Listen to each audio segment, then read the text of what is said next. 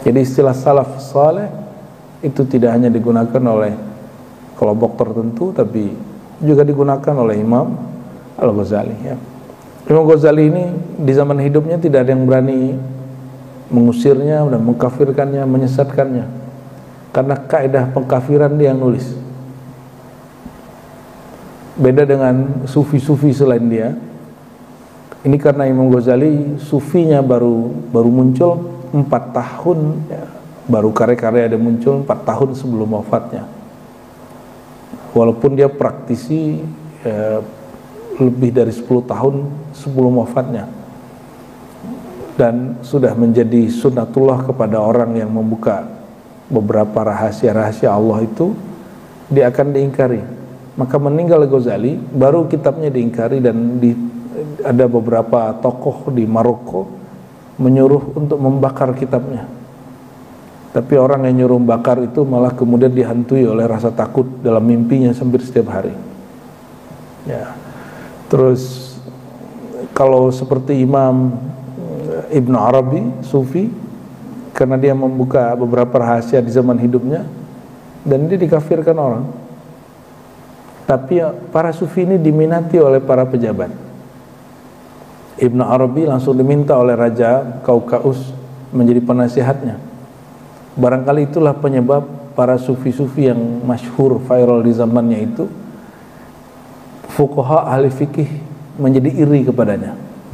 Ini juga terjadi pada Sufi seperti Al-Hallaj. Pernah dengar Al-Hallaj yang seperti Syekh Siti Jenar, yang mengatakan Anal Haq ketika dia sangat ekstase. Dia juga sangat diminati oleh para menteri. Begitu juga As-Suhrawardi, itu menteri-menteri pejabat murid dia. Melihat seperti itu, ulama ini kan gak semuanya kolbunya betul-betul ulama. Ulama itu cuma gelarnya. Kalau kolbunya ulama, dia hanya takut kepada Allah, dan dia mengerti segala sesuatu bergerak dengan izin Allah. Tapi akhirnya Al-Hallaj dituduh sesat dengan ajaran-ajaran tertentu, ya. Ada orang nyalin kitab dia, lalu disisipin sesuatu. Lalu juga sama Surawadi Al-Maktul dituduh juga begitu. Ibn Arabi bahkan digebukin orang sampai kemudian sakit-sakitan dan meninggal. Hanya Ghazali yang aman, Pak. Ghazali nggak ada yang berani mengkafirkannya, karena orang belajar kaidah mengkafirkan dari kitab dia. Nggak ada yang berani mengatakan dia ahli bid'ah, karena ilmu tentang bid'ah ada di kitab dia. Al-Mustasfa judulnya. Tentang takfir, pengkafiran, dia nulis judulnya Fadaih Al-Batiniyah. Dia expose kekeliruan kelompok Batiniyah, Ismailiyah, Syiah, ya. Dan dia sebutkan di situ bahwa kekufuran itu 3 aja: ilahiyat, nubuwat, sam'iyat. Bab ketuhanan, bab kenabian, dan mengingkari apa yang dikabarkan dalam Al-Quran tentang alam gaib atau akhir zaman atau akhirat. Di luar itu maka tidak disebut sesat. Nah, kalau di MUI sekarang ada 11 ya, berapa kriterianya? Itu terlalu banyak. Akan banyak orang yang menjadi musuh MUI nanti.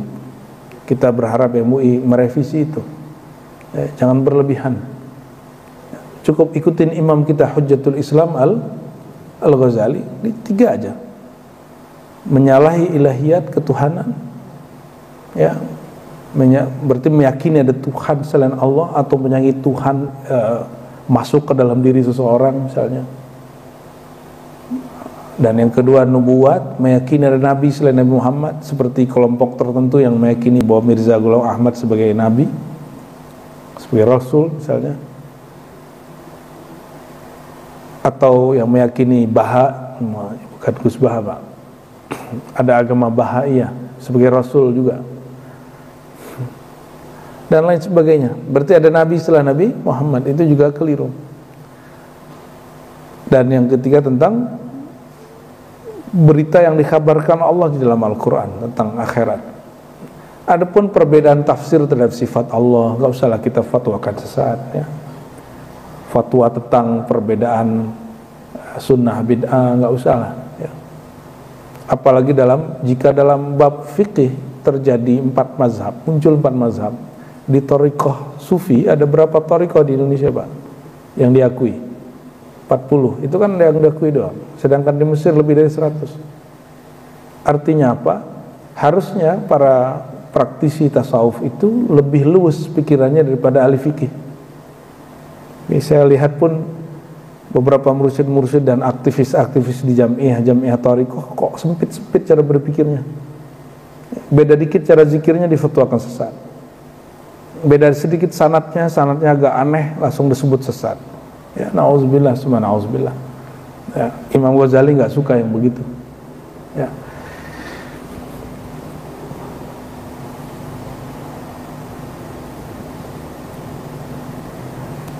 Kelompok salafus salih itu, kata beliau, i'tasamu min maqtayatil uqul bil hablil matin wa min syaril awwalin wa aqadihim bil manhaj al mubin. Jadi mereka berpegang teguh dengan kaidah-kaidah akal yang kuat, dengan Quran tentunya, hablul matin, dan dengan manhaj yang jelas, ya. Fajama'u bil qabul baina nata'ijil uqul wa qadaya syara'al manqul.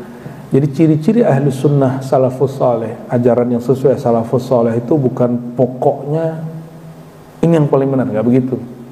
Pokoknya selain ini bid'ah, nggak begitu. Justru ciri-ciri ahli sunnah itu jama'u baina nata'ijil uqul wa qadaya syara'al manqul.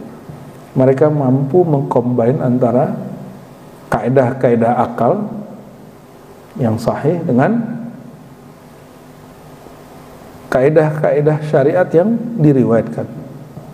Watahaqqaqu, lalu mereka menerapkan anna nutqa bima ta'abbadu bihi min qawli la ilaha illallah Muhammad Rasulullah laisa lahu ta'il, ya. Jadi menerapkan la ilaha illallah, ya. Dan dikatakan mahsul illam tatahaqqaq al-ihatah bima tadur alaihi hadhihi syahada min al-aqta wal usul wa arafu anna kalimat syahada ala ijaziha tatadamanna. Jadi kalimat syahadat itu meskipun pendek, itu maknanya luas sekali, karena di situ ada isbat zatil ilah. Apa itu syahadat? Pertama, meyakini, menetapkan bahwa ada zat Allah yang maha suci. Yang kedua, sifat Allah. Yang ketiga, af'al perbuatan Allah. Itu kalimat syahadat la ilaha illallah. Jadi dalam la ilaha illallah terkandung 3 hal itu. Meyakini Allah zatnya wujud, sifatnya nyata, sifatnya jelas, dan juga yang ketiga af'al perbuatannya. Adapun syahadat nubuwah risalah itu mengandung makna, kata beliau, isbat sidqir rasul, meyakini bahwa Rasul itu benar. Wa alimu anna bina al-iman ala hadhil arkan, ya. Dan mereka mengetahui bahwasannya iman itu terbangun dalam 4 pilar.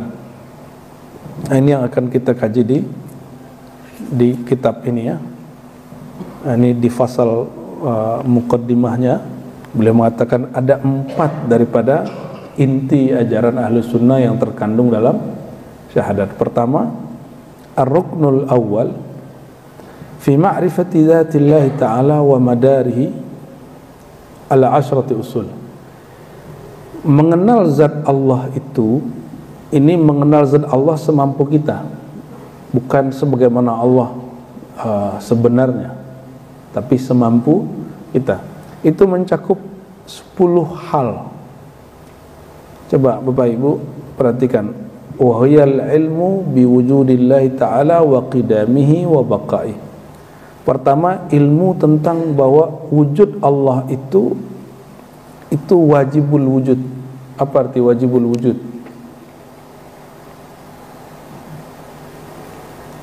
Yang wujudnya tidak pernah tidak ada,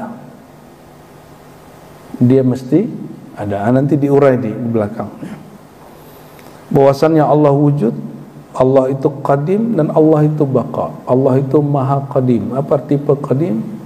Yang tidak pernah didahului dengan ketiadaan, itu qadim. Kalau baqa, yang tidak pernah diakhiri dengan kebinasaan. Maka ada dalam sifat 20 Allah wujud, qidam, baqa, qidam, qadim, ya. Saya nggak tahu anak-anak kita apakah masih tahu akidah ini hari ini. Apa cuma jadi dendang-dendang masa kecil dulu kalau mau ngaji, ya. Tapi itu kabar gembira juga buat kita bahwa dulu orang tua kita berakidah ahlus sunnah, tinggal kita tularkan kepada generasi muda. Wa annahu laysa bijauharin, Allah itu wujud, wujudnya bukan jauhar, bukan benda. Wala jism, jauhar itu boleh juga diartikan partikel, ya. Wala jauhar, tidak pula benda.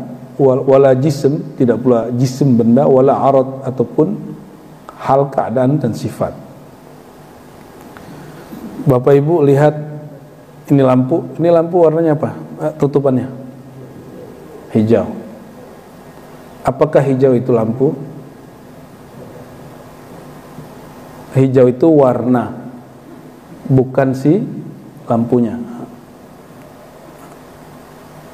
Maka hijau itu disebut arad, sifat, karakter atau kondisi yang menyertai benda ini.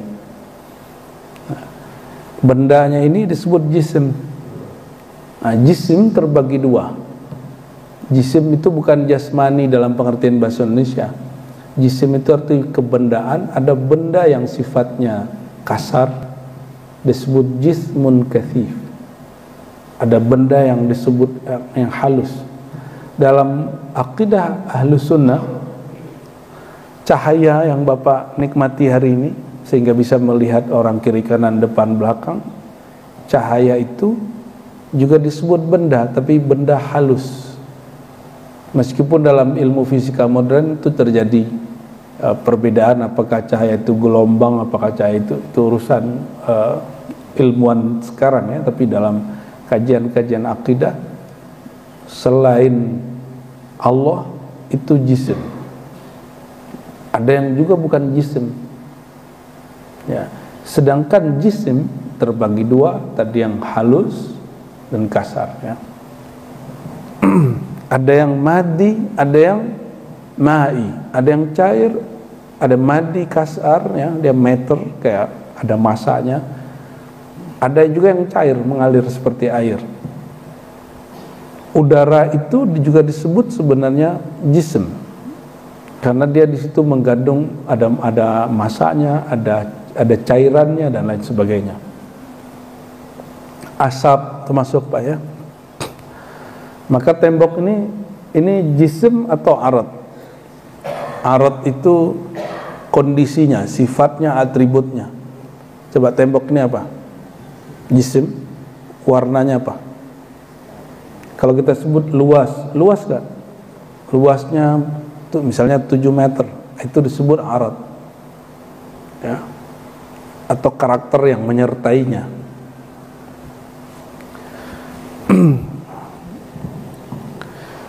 Tapi perlu diingat, karakternya bukanlah dia yang sebenarnya. Hijau yang menjadi warna si lampu bukanlah lampu itu. Jadi kalau disebut sifat Allah alim, ya, maka itu hanya sifat. Ilmu bukan zat Allah, tapi ilmu itu hanya sifat Allah. Jadi Allah mengetahui sesuatu dengan ilmunya, bukan dengan zatnya. Allah memandang sesuatu dengan basornya, sifat memandangnya, bukan dengan zatnya. Tapi sifat-sifat itu ada pada zatnya. Itu maksudnya. Bisakah memisahkan hijaunya dengan benda ini? Tidak, nggak bisa, ya. Bisakah memisahkan ukuran dengan zat yang punya ukuran? Benda yang punya ukuran kan nggak bisa, dia melekat. Tapi ukuran itu bukan benda itu, ya.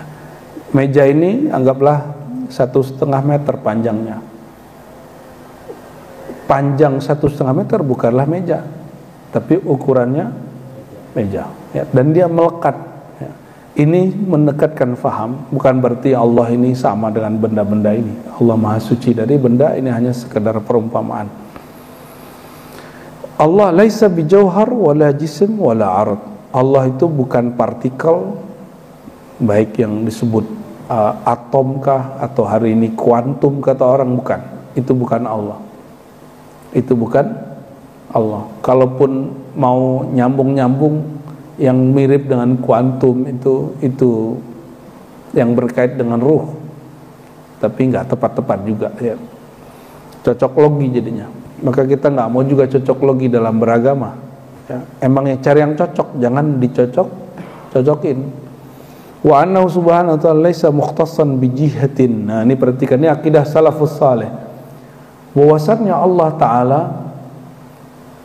karena dia maha suci, maha qadim, sudah ada sebelum tempat, sudah ada sebelum ruang dan waktu, maka hukum ruang waktu tempat tidak berlaku padanya. Nyambung? Wa anna subhanahu wa ta'ala, bahwasannya Allah Ta'ala laisa mukhtassan bijihatin, tidak berada di suatu arah yang khusus, seperti diyakini oleh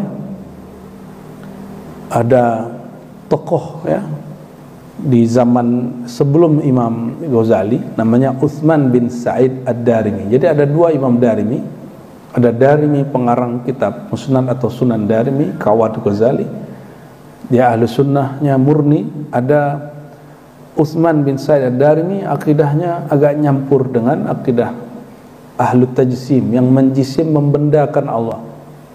Dia meyakini bahwa Allah berada di atas. Jadi Allah itu dibatasi oleh dua hijab yang besar, kata dia. Di bukunya ada dua kitab dia tentang masalah ini, Ar-Raddu alal Jahmiyah, dan ada satu lagi ya. Itu dia mengatakan Allah itu berada di arah atas. Allah berada di arah atas. Asbab dialah kemudian Imam Ahmad diisukan meyakini hal serupa, padahal Imam Ahmad tidak pernah mengatakan itu. Ahmad bin Hanbal Hanbali ya, karena dia mengklaim pernah ngaji kepada Imam Ahmad bin Hanbal, tapi pas kita cek Imam Bukhari nggak pernah meyakini itu. Para Imam Bukhari ngaji langsung ke Imam Ahmad. Ada Imam Zakaria As-Saji, itu langsung berguru ke Imam Ahmad. Imam Ahmad tidak pernah mengatakan itu. Karena Imam Ahmad ini bin Hanbal murid Syafi'i, Syafi'i murid Malik, Malik terus ke Nafi', Nafi' ke Ibnu Umar, langsung kepada Nabi Muhammad sallallahu alaihi wasallam. Maka perhatikan Bapak Ibu, hari ini ada beberapa kelompok meyakini Allah berada di arah atas. Kita boleh berdoa tangannya ke atas, itu kiblatud doa, bukan Allah berada di atas. Bapak sujudnya ke atas atau ke arah Ka'bah, ke barat? Ke arah Ka'bah. Apakah Allah di Ka'bah? Allah tidak di Ka'bah. Terus kenapa kita mengarah ke sana? Itu kiblatus shalah. Kiblatnya salat. Kalau doa kiblatnya ke langit. Maka disebut Nabi jika berdoa dengan membuka telapak tangannya, dan Nabi jika berlindung dari bala, Nabi berdoa dengan punggung tangannya. Jadi kalau doa tolak bala, tangannya dibalik aja, nggak usah malu. Itu sunnah Nabi Muhammad SAW. Kalau ada ustadz bilang itu nggak ada, berarti dia nggak baca sunnah Nabi. Walaupun ustadznya di brand ustadz sunnah, ya, berarti dia nggak baca sunnah Nabi. Ada dalam Sunan Abi Daud, kitab hadis ketiga, Bukhari, Muslim, Sunan Abi Daud, dan disebutkan bahwa Nabi jika berdoa dengan telapak tangannya, jika berlindung dengan punggung tangannya. Bukan berarti Allah di bawah. Ya, kalau berdoa begini berlindung, Allah di bawah nggak? Kalau begini memang Allah di atas, kan nggak juga. Sama kalau kita mengatakan asyhadu alla ilaha, menyimbolkan begini, ini kan berarti Allah di atas. Ini simbol tauhid. Satu, la ilaha. Makanya kita kalau tasyahud, tangan kita asyhadu alla ilaha. Coba kalau ada orang mengejek beberapa ulama-ulama al-sunnah ketika kamu tidak meyakini Allah di atas, tapi kalau syahadat kok tangannya nunjuk ke atas. Loh, kalau duduk tasyahud nunjuknya kemana, Pak? Apa Allah di depan? Tunjuk menunjuk bukan urusan Allah di mana. Dan yang paling lucu, ada yang meyakini Allah itu di atas karena mengikuti anak kecil. Apakah dalil fitrah anak kecil? Jadi beberapa ustadz yang mendoktrin jamaahnya bahwa Allah itu berada di atas, coba tanya anak kecil, Tuhan di mana? Karena anak kecil itu punya fitrah yang salimah, katanya gitu. Punya fitrah yang lurus. Kata mereka, Tuhan itu di langit. Assalamualaikum ya Sayyidi ya Rasulullah. Sejak kapan kita berakidah nanyanya ke anak kecil? Sejak kapan membangun akidah dengan persangkaan anak kecil? Itu kejahilan yang diyakini. Dan saya menghimbau ustaz-ustaz yang mengajarkan begitu, revisilah, ya. Jangankan kepada anak kecil, taklid ke ulama pun tidak dianjurkan, apalagi taklid kepada anak kecil. Ya, ini perkataan ulama salafus saleh yang diringkas oleh Imam Ghazali. Kata beliau, wa annahu subhanahu wa ta'ala laisa mukhtassan bi jihatin. Allah tidak dikhususkan di suatu arah. Maka jika ada hadis, jadi Bapak Ibu, ada satu riwayatnya sahih secara transmisi sanad, fulan dari fulan dari fulan. Tapi ternyata pemahaman terhadap hadisnya bermasalah. Karena ternyata hadisnya lebih dari 3 redaksi.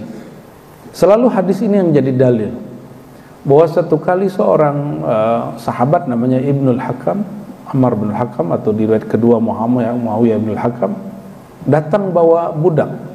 Budaknya ini agak bermasalah, bekerja di peternakan. Lalu si budak itu dibawa ke Nabi. Kata orang ini, ya Rasulullah, in ra'aitaha mu'minah a'tiqaha. Jika engkau melihatnya beriman, aku akan merdekakan si perempuan budak ini. Di Sahih Muslim hanya satu riwayat. Padahal di riwayat Imam Malik ada riwayat yang beda. Di Baihaqi lebih lengkap lagi, ada 3 riwayat. Maka memahami satu riwayat, kejadian yang sama tapi pengisahannya berbeda, mesti digabung riwayatnya. Nggak boleh riwayatnya dipisah-pisah. Di riwayat Imam Muslim disebutkan bahwa Nabi bertanya dari riwayat itu, Aina Allah, di mana Allah? Maka dijawab fis sama, di langit. Kira-kira gimana? Mengatakan Tuhan di langit sudah masuk Islam belum secara ilmu akidah? Syarat orang Islamnya benar itu dia mengatakan Tuhan di langit atau bersyahadat. Maka di riwayat Imam Malik kisah yang sama tapi pertanyaannya beda.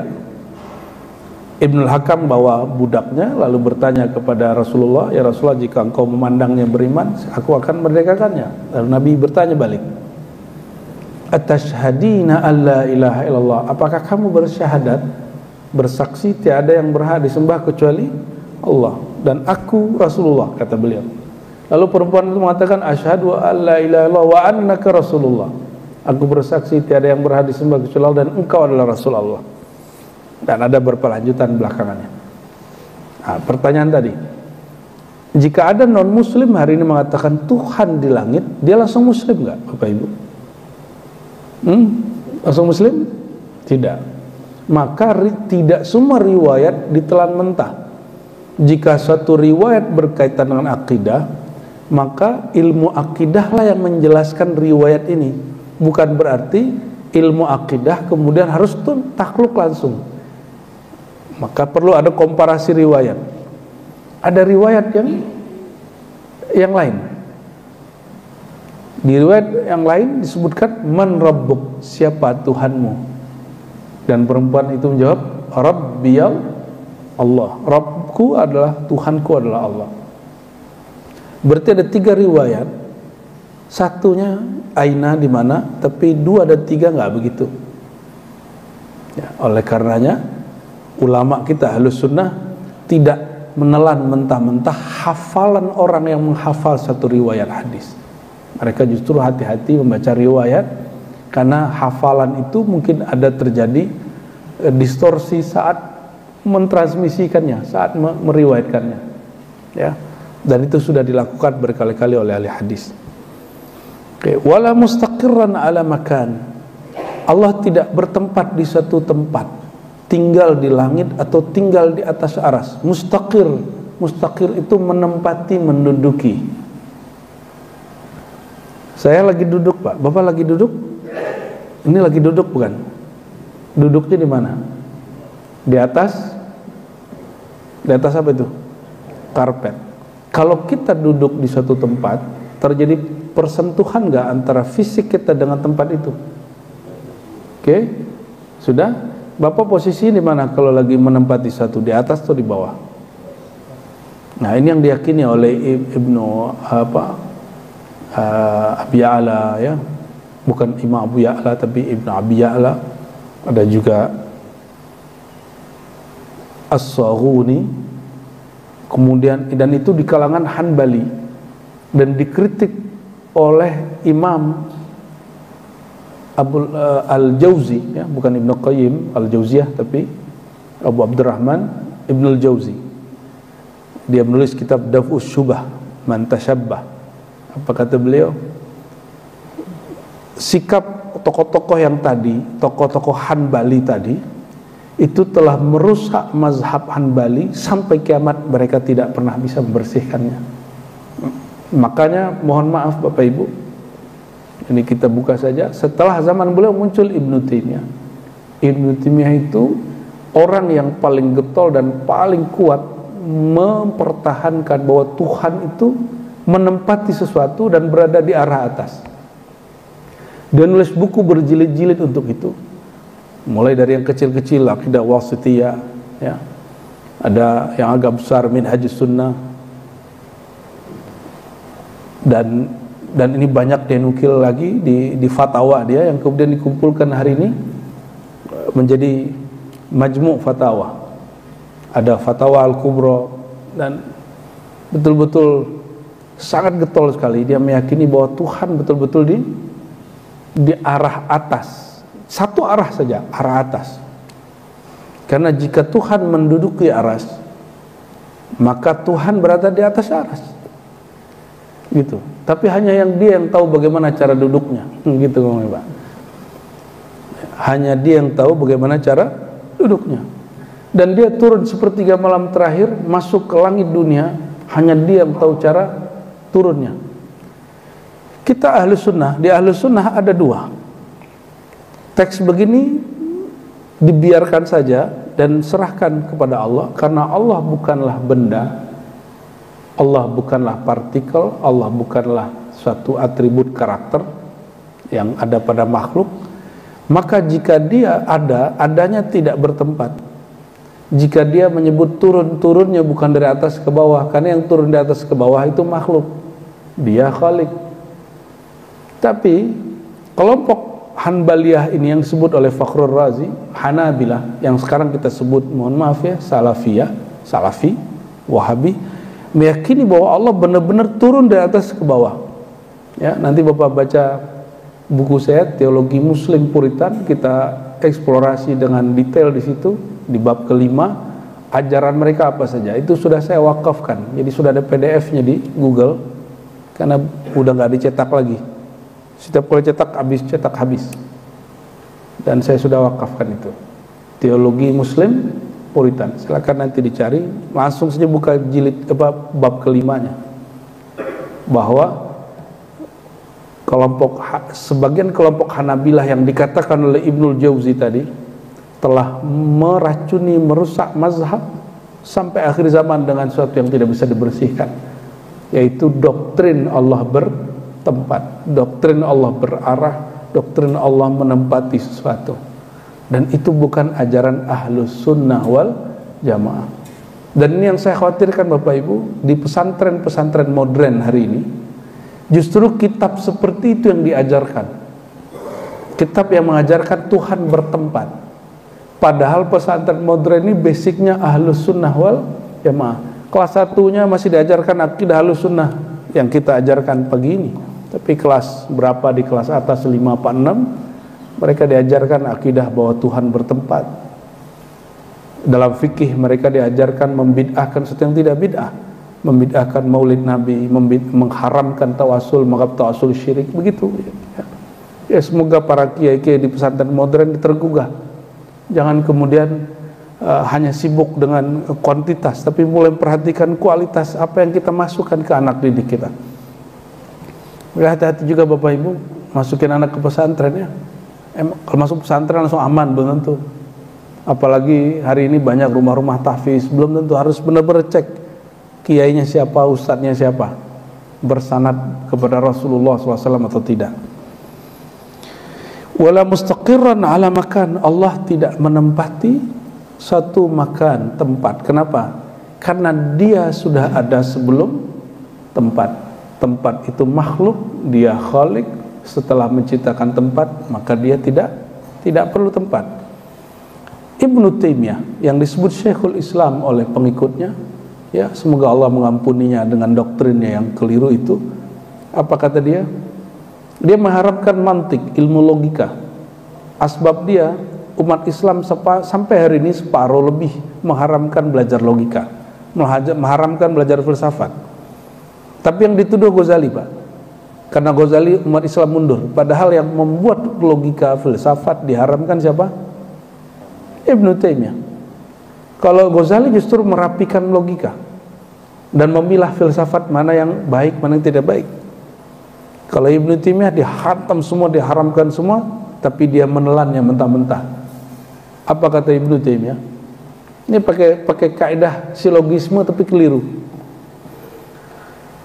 Ya, segala sesuatu yang ada mesti bertempat, mesti ada di ruang dan waktu.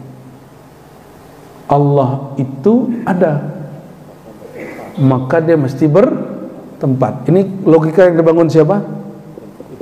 Ibnu Taimiyah. Ini yang dia nukil dalam kitab itu 5 jilid, Dar'u Ta'arud, menolak kontradiksi antara akal dan nakal, riwayat. Dia mengharamkan mantik. Di mantik gak begitu. Allah Ta'ala ya bukanlah jisim, ya. Jisim itu bertempat. Karena Allah bukan jisim, maka Allah tidak bertempat. Tidak berlaku hukum tempat, hukum ruang padanya.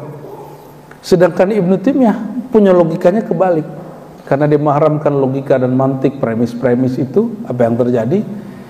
Dia mengatakan setiap yang wujud itu bertempat. Allah itu wujud, maka dia pasti bertempat. Dan dia mengatakan apa? Siapa yang meyakini Allah tidak bertempat, meyakini bahwa dia tidak ada. Jadi Bapak kalau nggak percaya nih Tuhan tidak bertempat, berarti Bapaknya ateis semua. Mengerikan nggak pandangan Ibnu Taimiyah ini? Maka jangan heran, saya nanya kepada guru saya, beliau yang bikin sekolah stay Asy-Syafi'i di Cianjur, tapi kita ngaji jauh sebelum beliau bikin sekolah beberapa pesantren dan sekolah tinggi. Tahun 2006, 2005, 2006, 2007, 2008 kita ngaji ke beliau, seingat saya, dan menanyakan masalah ini. Ya. Apa kata beliau? Udahlah, nggak usah repot-repot. Ibnu Taimiyah itu mata wa huwa fis sijn. Matinya pun di dalam penjara, gitu. Kira-kira menurut kamu ulama yang memfatwakan dia keliru itu ulama sesat atau ulama tidak sesat? Itu ulama bersepakat, Bapak Ibu. Ini orang berbahaya, diceplosin masuk penjara. Ini zaman itu dinasti Mamluk, seingat saya. Orang yang berfatwa aneh-aneh emang diceplosin masuk penjara. Kalau di Indonesia bebas ya. Nah, di Indonesia bebas. Kelompok begitu bebas. Ya, bahkan masuk ke tubuh TNI, Polri, masuk ke orang-orang BUMN, banyak hari ini. Ya. Kita kalau bahas begini mohon maaf, beberapa kantor BUMN kita cuekin aja, Pak. Malah sinis gitu, mandangnya sinis. Dianggapnya kita ini orang yang ateis. Nah, atau dianggap kelompok Jahmiyah. Jadi bagi mereka tidak meyakini Tuhan bertempat itu minimal kalau tidak ateis disebut Jahmiyah. Apa arti Jahmiyah? Pengikut Jahm bin Safwan. Jahm bin Safwan itu dia seorang pemimpin aliran yang keliru, yang menolak bahwa manusia punya daya upaya secara akidah, bukan secara tasawuf, disebut fatalisme Jabariyah, dan dia menolak bahwa Tuhan bersifat. Maka siapapun yang menolak sifat Allah di zaman salafus saleh disebut Jahmiyah, bukan menolak Allah bertempat. Kalau menolak Allah bertempat itu ahlus sunnah. Yang disebut Jahmiyah itu bapak menolak Allah punya sifat-sifat ma'ani, ya, sama basar, ya, dan semacamnya itu. Oke, jadi akidah Ahlus Sunnah apa? Tidak meyakini Allah ada di suatu arah, tidak meyakini Allah berada di satu tempat. Jadi kalau hari ini orang mengklaim inilah akidah salafus saleh, salaf yang dimaksud salaf yang mana? Bukan akidah Imam Ahmad bin Hambal, tapi akidah Utsman bin Sa'id Ad-Darimi. Bukan akidah imam mazhab yang 4, bukan akidah para imam-imam besar yang ada di Mesir, yang di Damaskus saat itu, tapi akidah Ibnu Taimiyah. Akidah inilah yang kemudian dikembangkan kembali beberapa abad oleh seorang tokoh di Najd, namanya Muhammad bin Abdul Wahhab, yang kemudian disebut Wahabi. Ini banyak yang protes juga, ya, kita nggak perlu benci dengan Wahabi, kita boleh berbeda dengan Wahabi. Ini siapa yang cenderung ke sana, saya tidak larang, tapi kita boleh beda nggak? Boleh beda. Tapi yang fanatisme Wahabi ini lucu, mengatakan, kenapa kami tidak disebut kelompok Muhammadiyah? Karena kami Muhammad bin Abdul Wahhab. Ini orang nggak ngerti sejarah mazhab. Imam Ahmad bin Hambal mazhabnya disebut Hanbali, bukan mazhab Ahmadiyah. Imam Syafi'i nama kecilnya apa? Muhammad bin Idris, tidak disebut mazhab Muhammadiyah. Abu Hanifah nama kecilnya Nu'man bin Thabit, tidak disebut mazhab Nu'maniyah. Hanya Imam Malik yang disebut mazhab Maliki, karena namanya Malik bin Anas. Jadi tidak mesti kemudian nama mazhab aliran itu mengikuti nama kecil dia, bisa jadi nama kakeknya, bisa jadi ujung namanya di belakang, ya. Muhammadul Wahhab disebut Wahabiyah. Tapi sekarang kalau di Malaysia masih disebut Wahabiyah, di Brunei kawan-kawan kita masih disebut Wahabiyah. Di Indonesia kita sering ambigu dengan istilah Salafiyah. Hadratus Syekh Hasyim Asy'ari, pendiri Nahdlatul Ulama, menolak istilah salaf untuk kelompok Wahabi. Maka dia mendirikan NU dan menyebut pesantrennya pesantren Salafiyah. Artinya dua, pertama klasik tradisional, tapi Salafiyah ini bermakna bukan itu. Salafiyah itu mengikuti salafus soleh, itu yang sebenarnya. Jadi Bapak kalau masukin anak pesantren, ini salafnya cek dulu, salaf yang mana nih? Ya, salaf yang Ahlus Sunnah, Asy'ariyah, Maturidiyah, atau salaf yang ngaku paling sunnah, itu beda. Wa annahu yura wa annahu wahid, karena dia ada meskipun tidak memerlukan tempat. Sesuatu yang ada dalam akidah Ahlussunnah mungkin dilihat, mungkin dapat dilihat. Maka akidah Ahlussunnah salah satu puncak pencapaian seorang hamba, dia diizinkan memandang berjumpa dengan Allah Subhanahu wa ta'ala. Wa annahu yura. Nah, ini kesamaan antara akidah Wahabi dengan Ahlus Sunnah Asy'ariyah itu satu hal, sama-sama meyakini Allah bersifat dan dapat dilihat, tapi berbeda dalam sifatnya, berbeda dengan cara melihatnya. Bagi Ibnu Taimiyah, kelompok Salafi Wahabi hari ini, Allah itu dilihat, Allah itu berada di atas. Kata Ibnu Taimiyah, kalau dia tidak di atas, gimana cara lihatnya? Nah, jika dia tidak bertempat, terus mau lihat apa? Inilah yang kemudian disebut oleh beberapa profesor yang saya temui dulu, ya. Ibnu Taimiyah ini berhasil membawa akidah sebagian umat Islam kepada akidah yang cenderung kepada materialism, matter, ya, atau, tapi saya tidak sepakat juga langsung, tapi kita hanya menyebutnya syibhut tajsim, cenderung mirip kepada tajsim, membendakan Allah, tapi tidak mutlak, ya. Ya semoga Allah mengampuni beliau ya, amin ya rabbal alamin. Dan karena akidah ini sangat berbahaya sekali hari ini, dan saya hampir mendengar semua kelompok-kelompok ekstremis kebanyakan akidahnya mengikuti Ibnu Taimiyah. Bapak lihat ISIS itu akidahnya ikut Ibnu Taimiyah ya.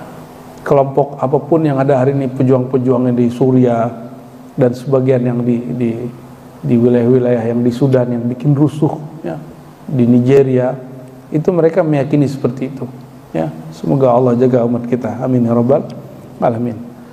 Namun salafiyah ini kan ada dua juga, salafiyah yang dipersenjatai, ada yang salafiyah yang mengaku ilmiah. Kalau ilmiah ini paling perang-perang otot aja gitu Pak, perang-perang otot mau otak. Kalau itu masih mending.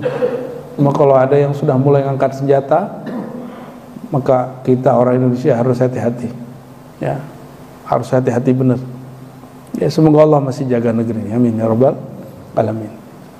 Jadi itu cara meyakini bahwa Allah, meyakini zat Allah, bahwa zat Allah wujudnya ada sebelum tempat, sebelum arah, sebelum waktu, maka dia tidak memerlukan arah, waktu dan tempat. Allah sudah ada sebelum aras. Aras itu makhluk terbesar yang Allah ciptakan, meliputi langit dan bumi. Setelah Allah menciptakan aras, apakah Allah perlu duduk di atas aras? Perlu nggak? Dia kan konstan. Dia dulu, sekarang dan nanti sama. Dia sebelum menciptakan aras ada tanpa tempat, maka setelah menciptakan aras dia tetap ada tanpa tempat. Itu makna wahdahu la syarikalah. Wujudnya tidak perlu ada syarikat kepadanya, tidak ada yang perlu menyokong wujudnya. Oleh Imam Asy'ari ada kalimat, dia bersemayam istawa alal ars, tapi bukan dia memerlukan aras, araslah yang memerlukan dia, gitu ya. Yang perlu aras Allah atau aras perlu Allah? Aras perlu Allah. Ini baru satu paragraf Pak. Udah syuruknya jam berapa? Sudah syuruk ya. Oke, kita simpulkan aja ya. Ini baru pilar pertama dalam syahadat. Ada 4 pilar, yaitu mengenal zat Allah. Mengenal zat Allah yang boleh kita sentuh, karena zat ini tidak boleh difikirkan. Ulama kita menjelaskan tadi supaya tidak terjebak memikirkan dia. Sekali saja Bapak membayangkan Tuhan di tempat, langsung mikirin dia. Padahal memikirkan zat hukumnya haram ya. La tatafakkaru fi dzatillah, jangan berpikir terhadap zat Allah. Maka konsep tadi disebut dengan konsep transenden, atau di Quran disebut laisa kamitsli syai', atau lam yakun lahu kufuwan ahad, tidak ada bandingan analog terhadapnya. Sehingga karena dia tidak dapat dianalogkan, tidak dapat dikiaskan, tidak dapat dibayangkan, barulah masuk akal riwayat tadi, jangan fikirkan tentang Allah, karena Allah zatnya bukan wilayah akal ya, bukan wilayah akal. Akal tidak bertugas memikirkan tentang di mana dia, bagaimana dia. Maka akidah yang sahih, tidak ada pertanyaan bagaimana zatnya dan di mana zatnya. Ini ciri-ciri akidah yang sahih berdasarkan ayat-ayat dan hadis yang tadi. Semoga Allah Ta'ala menjaga pikiran kita dari memikirkan yang tidak boleh difikirkan, menjaga qalbu kita dari selain nama-namanya, amin ya rabbal alamin. Allahumma tahhir qulubana bi asma'ika wa tahhir asrarana bi sifatika warzuqna musyahadataka, amin ya rabbal alamin. Bihaqqi sayyidil mursalin. Allahumma ya Allah, jagalah hati kami, jagalah sir kami, jagalah ruh kami, jagalah jiwa kami daripada sesuatu yang membuat kami berpaling dari selainmu. Allahumma inna nas'aluka khaira hadzal yaum, ya Allah, kami memohon kebaikan, keberkahan di pagi ini, keberkahan di dalamnya dan setelahnya. Lindungilah kami dan keluarga kami dan semua yang hadir pada pagi ini dari keburukan hari ini yang ada di dalamnya dan juga yang ada setelahnya. Allahumma inna nas'aluka al-khaira kullahu mimma 'alimna wa ma la na'lam. Ya Allah yang Maha tahu semua kebaikan, Kami memohon kebaikan yang ada di sisimu, kebaikan yang kami tahu ataupun kebaikan yang tidak kami tahu. Dan lindungi kami, keluarga kami, dan semua yang hadir pada pagi ini, ya Allah, dari keburukan yang kami tahu dan keburukan yang kami tidak tahu. Allahumma inna nas'aluka asyauq ila liqa'ik. Ya Allah, kami bermohon dengan apa yang dipohon oleh Rasulullah SAW, yaitu doa beliau mengatakan, ya Allah, kami memohon, berilah kami rasa rindu untuk berjumpa kepada Engkau, untuk berjumpa dengan Engkau. Allahumma inna nas'aluka asyauq ilaik, wa nas'aluka ridhak, wa nas'aluka an tunjiyana minan nar birahmatika ya arhamar rahimin. Rabbana atina fid dunya hasanah wa fil akhirati hasanah wa qina adzaban nar. Walhamdulillahi rabbil alamin. Assalamualaikum warahmatullahi wabarakatuh.